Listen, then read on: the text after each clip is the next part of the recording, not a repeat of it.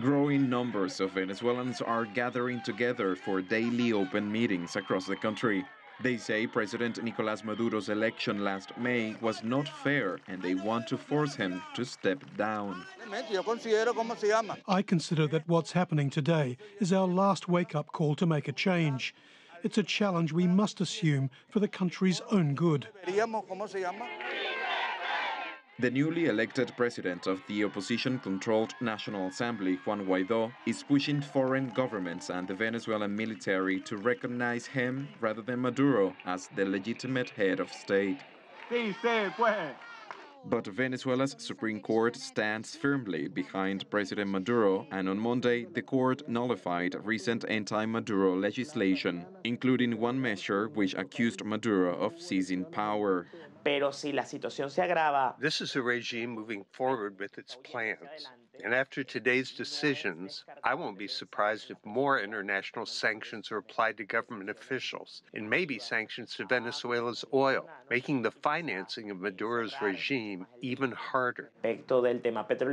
President Maduro has counted on unconditional loyalty from the Venezuelan military. But there may be cracks in that support.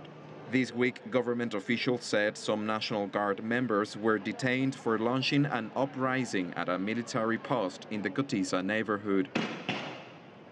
The opposition says President Maduro is responsible for Venezuela's extreme shortages of food and medicine, deteriorating public services, and hyperinflation expected to exceed 10 million% this year. President Maduro blames the country's economic crisis on what he calls a U.S.-led conspiracy to bring him and his socialist government down. President Maduro recently announced a 300% increase to the minimum wage, the first increase this year. Still, Venezuelans have one of the lowest salaries in the world, about $6.50 a month. However, Maduro still has the support of millions of Venezuelans. The opposition should be better informed. They need to know Maduro is and will be the only president of Venezuela because we, the people, chose him to be our president. President Maduro's supporters and those who oppose him both plan to take to the streets on January 23rd. A national holiday set aside to celebrate 6 decades of Venezuelan democracy. Juan Carlos Lamas, CGTN Caracas.